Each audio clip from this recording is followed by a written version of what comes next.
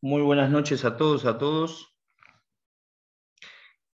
Soy Andrés Burqueviales, soy el profesor titular de las materias Anátomo-Fisiología 1 y 2, correspondientes a las carreras de obstetricia, enfermería y kinesiología. La semana pasada comenzó con la carga y la exposición en el campus de la universidad de nuestra materia, el desarrollo de esta materia que es Anátomo-Fisiología 2.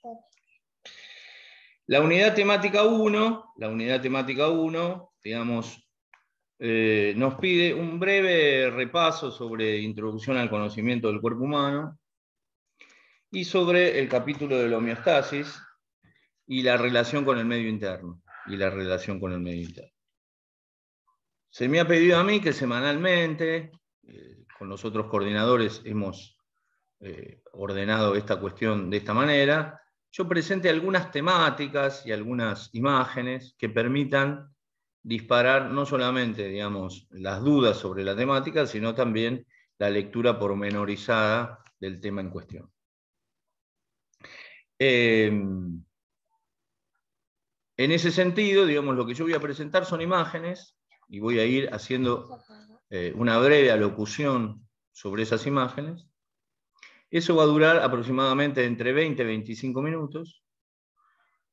Eso va a ser el video que después se va a colgar en la página de la asignatura Anátomo-Fisiología 2, en un canal de YouTube que hemos creado para tal fin. Y después, para completar los 40 minutos o más, las preguntas pertinentes que tengan sobre la temática. Esta es un poco la idea. Ustedes empiezan a cursar en forma obligatoria el encuentro sincrónico con sus jefes de trabajos prácticos según el horario de la comisión que les haya tocado. Y ahí tienen que desarrollar el trabajo práctico correspondiente y las dudas sobre la temática.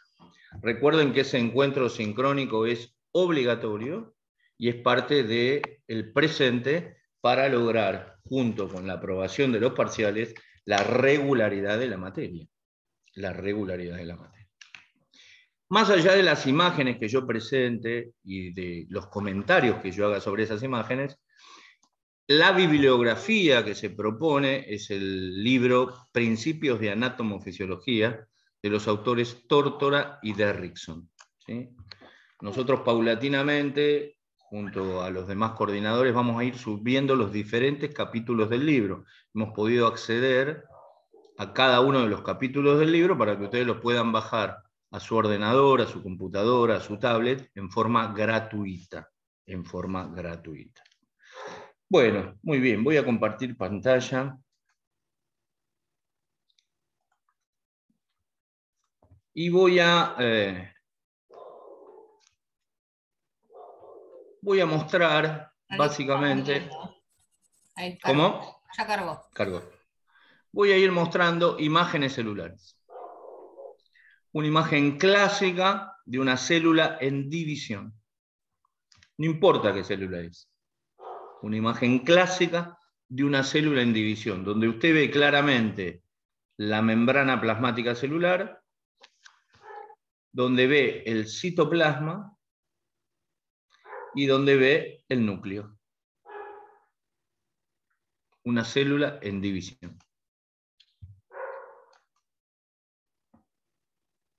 Lo mismo acá. Y otro formato y otra gráfica, digamos, iconografía para mostrar esta célula en el proceso de división. Vamos a llegar al proceso de división de esa célula que voy a denominar mitosis y que voy a denominar meiosis. ¿Sí? La membrana celular, el citoplasma y el núcleo. ¿Sí? Está aumentado, está graficado de tal manera de no dudar sobre esta cuestión. En este citoplasma hay organelas.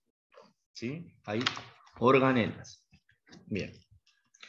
¿Y por qué es una célula eucariota? Porque es la base de sustentación de nuestro organismo.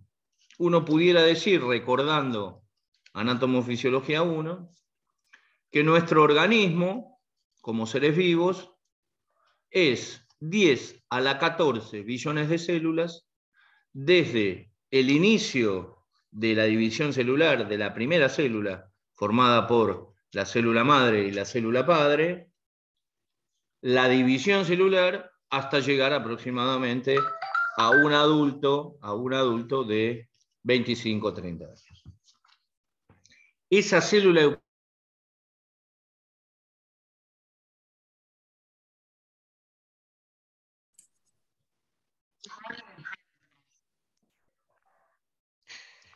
como decía, la célula eucariota tiene la característica de tener esta estructura de la membrana celular, de tener el citoplasma con las organelas y de tener el núcleo, diferenciándose de la célula procariota, de la célula vegetal, que solamente contiene una organela, que es el ribosoma, que tiene, digamos, complejidades en relación a su estructura, y que va básicamente a diferenciarla en el sentido de la relación que van a tener algunas células procariotas a nivel del interior del organismo con la globalidad de esto que somos nosotros, células eucariotas. Lo que se ve acá es un proceso de división y uno debería recordar, digamos, cómo es este escenario y cómo se va dando a partir de el fenómeno de la reproducción, ¿sí? Que es, casualmente, es parte de el trabajo práctico que viene, la semana que va del 11 al 15, al 16. ¿Cómo se va dando exponencialmente? Derecha e izquierda son los cromosomas. ¿Qué son los cromosomas? Son estructuras, esto es a manera de repaso, que reconocen su composición con material genético, con el ADN básicamente, con ácidos nucleicos, ADN básicamente. Cada una de nuestras células está formada por 23 pares de cromosomas, o sea, 46 cromosomas, que surgen de la unión de esa célula de la mujer y del hombre, constituido el mecanismo de la reproducción, la fecundación y básicamente el desarrollo primero embrionario y fetal y luego el desarrollo humano hasta aproximadamente con fenómenos de crecimiento entre los 20 y los 25 años. Cada una de estas células, a medida que va creciendo y se va desarrollando en forma embrionaria y fetal, no solamente crece, sino se reproduce, la división celular, y se diferencia.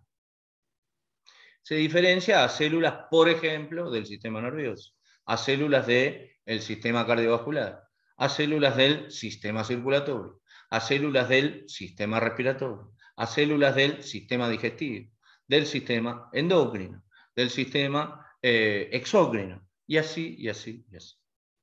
El repaso debiera, digamos, consolidar esta idea de que desde el pasado, en el presente y en el futuro conocemos el nivel atómico, el nivel molecular, el nivel celular.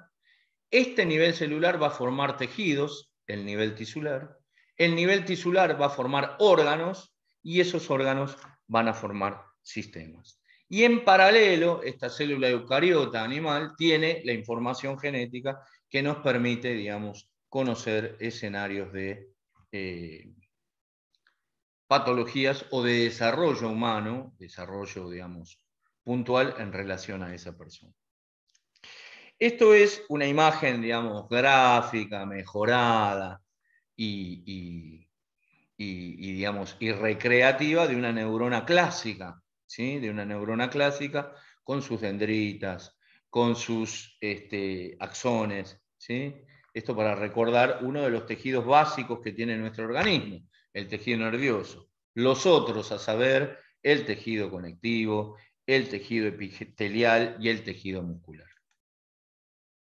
Esto es mostrar, esto de lo que estaba diciendo yo, de qué manera esa célula comienza a dividirse y toma esta composición, ¿no? Esta composición. Si volviera atrás, esto, digamos, tiene que ver con esta idea de esta célula que comienza a dividirse y comienza a reproducirse y a crecer. Esto es el ejemplo clásico de una de las células responsables de fecundar al óvulo, ¿sí? Un espermatozoide clásico con su cabeza, con su cuello y con su cola. Uno de ellos, a los 30 años aproximadamente, en cada eyaculación, uno eyacula unos 500 millones de espermatozoides, aproximadamente, entre 500 y 800, según la capacidad, digamos, de crecimiento y reproducción que tenga ese hombre. Bueno, uno de ellos, uno solo, va a llegar y va a fecundar a un ovocito, una mujer en edad fértil. Los organismos internacionales consideran a la mujer en edad fértil entre los 15 y los 49 años. En la Argentina, a partir de la aprobación de la ley de fertilización asistida, uno puede hacer tratamientos hasta los 51 años, 11 meses y 29 días. Bueno, esa mujer, según la edad, va produciendo, va creando, digamos, y creciendo óvulos. Bueno, uno de esos óvulos es fecundado y a partir de ahí aparece la ingeniería de la creación del organismo. Otro modelo de ejemplo celular es esta célula, ¿sí? Sin núcleo, cóncava, denominada glóbulo rojo, célula sanguínea, una vida media de 120 días, una concentración de aproximadamente para el hombre de 4 millones a 5 millones de glóbulos rojos por milímetro cúbico, y en la mujer entre 4.200.000 y 4.700.000. Un modelo clásico del glóbulo rojo. Esto es otro modelo de división celular, ¿sí? Hemos tratado de graficarlo de la mejor manera para que entiendan que todo este proceso embrionario, fetal y después de crecimiento y desarrollo que va a tener, primero ese lactante, después ese niño, después ese adolescente y después ese adulto joven, tiene que ver con este proceso básico. Va a aparecer a manera de gráfica, ¿sí? El componente X e Y. Si es hombre va a ser XY y si es mujer es XX. Eso es lo que va a consolidar esta idea y esta concreción de información genética a partir de los 23 pares de cromosomas que tiene cada una de nuestras células. Acá lo que muestra, digamos, la filmina es estos cromosomas que están en el núcleo celular. Esto es la membrana celular, esto es el citoplasma y este es el núcleo celular, está aumentado de tamaño, contiene los 23 pares de cromosomas. Cada uno de esos cromosomas tiene genes, ¿sí? La doble hélice del ADN formado por cuatro componentes que son la adenina, la timina, la cistina y la guanina, ¿sí? Cada uno de esos componentes se va agrupando y forma los genes que están adentro de los cromosomas. Fíjense que acá, digamos, funda esto que yo decía. Desde la mitad del siglo XX y los primeros 22 años de este siglo XXI, ingresamos al nivel molecular de la célula. Hoy se habla de biología molecular, ya hace muchos años se habla de biología molecular, aparte de la celular.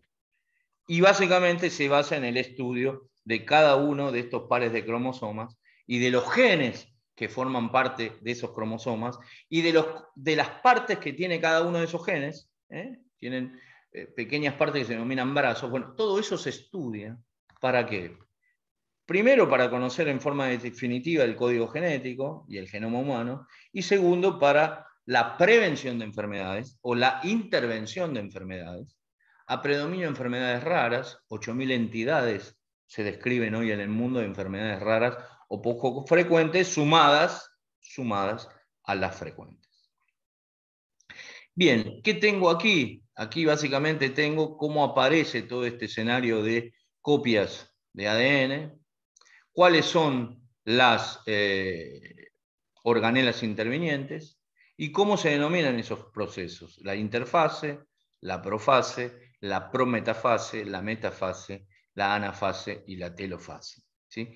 Fíjense cómo todo ese proceso se va dando y aparecen diferentes organelas: los centríolos, los cromosomas en su proceso de división, el núcleo desintegrando esa información, ¿sí?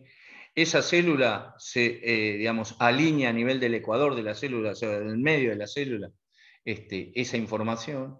Cómo aparecen las cromátides, las hermanas cromátides por imposición de los polos para la anafase, para la división definitiva y la correspondiente información genética.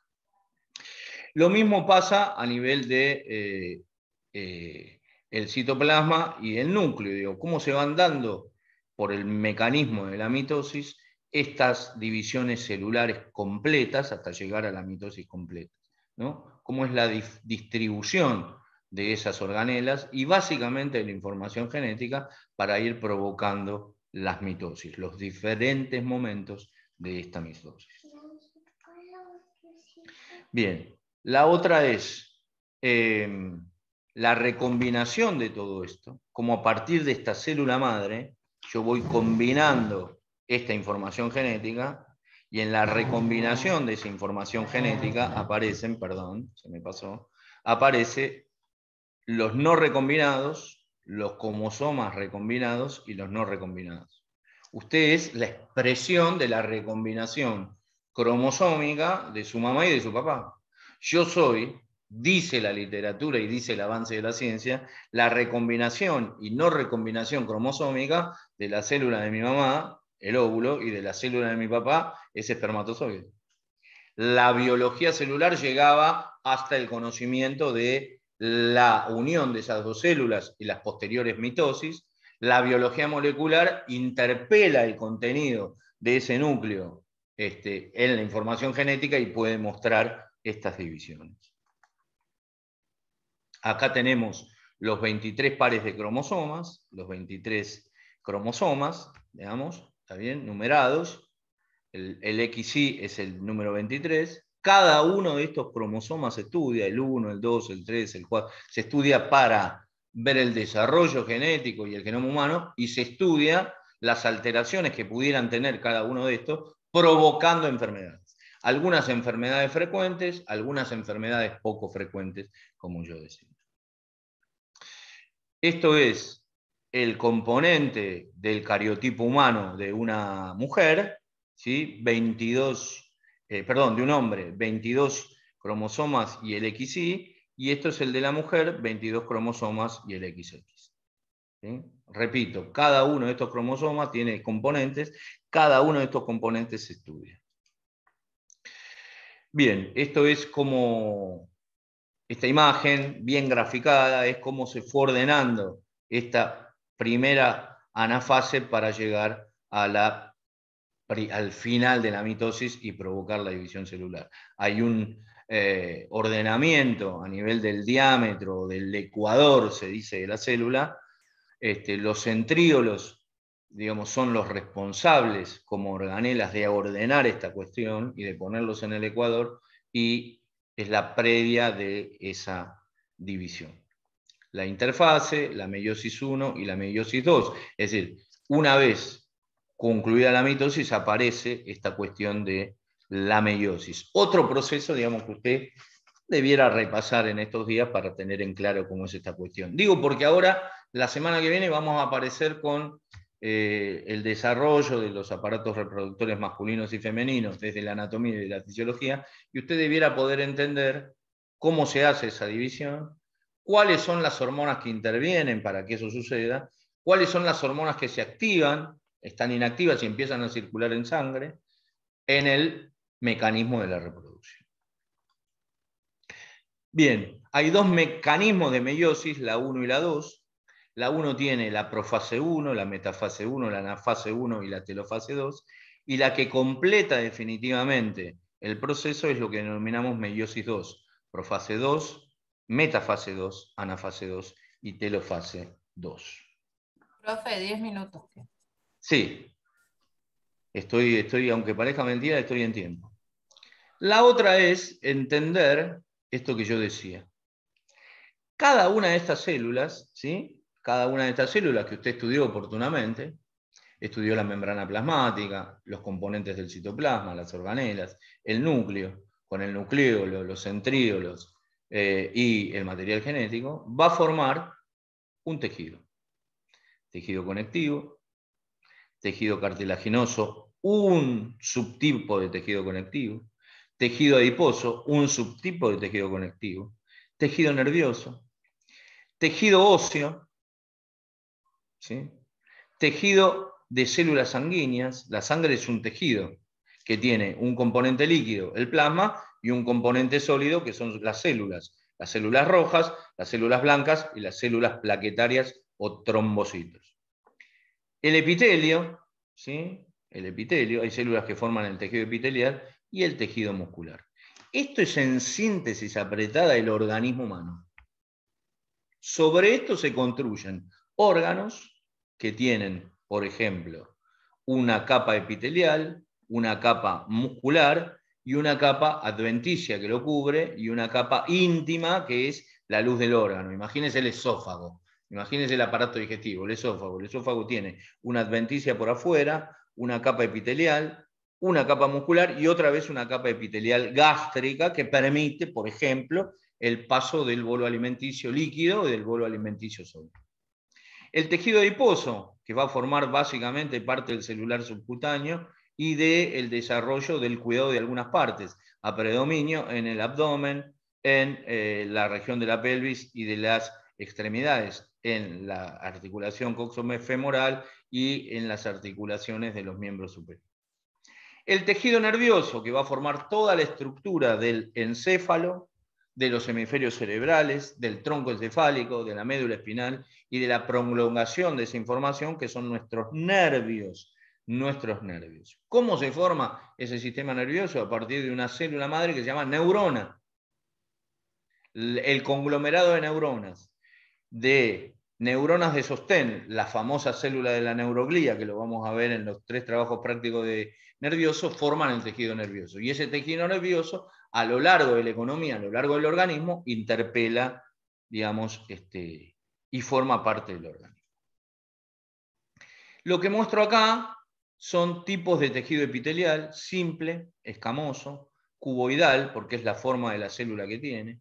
¿Cómo pude llegar a mirar este tejido epitelial cuboidal? Lo puse en un microscopio óptico de 100 aumentos, un preparado, y miré. Y miro y describo esa célula. Columnar, cuboidal, supraescamoso, tiene varias capas este tejido epitelial, y columnar. Bien, ¿qué puedo ver acá? Básicamente, ¿qué puedo ver acá en el tejido conectivo? Puedo ver fibras de colágeno, fibras, digamos, vasos sanguíneos, células mesenquimatosas, los famosos adipocitos, los macrófagos que intervienen en el sistema inmunitario, los fibroblastos y las fibras elásticas.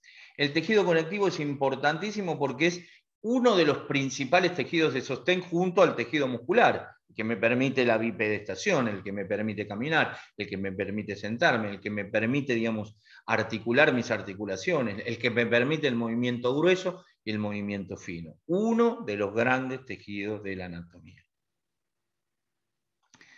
Bien, tejido muscular, ¿sí? Esto lo nombro porque vamos a tener 2 clases en particular sobre la conformación anatómica de esos músculos y después la fisiología muscular. Los músculos esqueléticos, cardíacos y el músculo liso del aparato digestivo, ¿sí? Lo vamos a ver en particular. Sí, ya lo vimos en cardio, vamos a ver ahora en fisiología muscular los músculos esqueléticos y vamos a repasar ese músculo liso que ayudaba al movimiento de la peristalsis y al proceso digestivo. ¿Cómo se forman estos núcleos? Esto lo vamos a ver, lo paso porque lo vamos a ver. ¿Ok? Y lo último es cómo, esto es todo lo que estoy mostrando, voy para atrás, perdón, eso sí, esto es modelos de células, ¿sí? En este caso, voy a poner acá modelos de neuronas. Neuronas, ¿sí? Multipolares, bipolares, que van desarrollándose. Es una forma esquemática. Acá tenemos las células, las neuronas propiamente dichas, y todo lo que está en verde son las llamadas células de la neuroglía, las células de sostén y de interpelación, digamos, de la conformación de la sustancia blanca y la sustancia gris del sistema nervioso. Ya lo vamos a ver.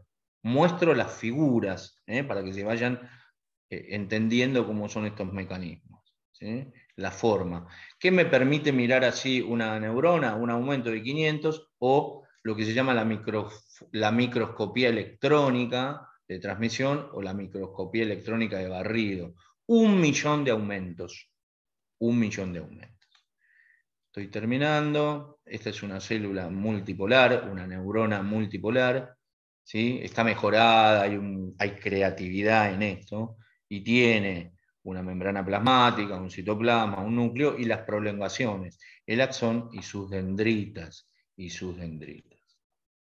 Acá la tengo, fíjense, la unipolar, la bipolar, la multipolar y la piramidal. Fíjense qué bonitas que están acá.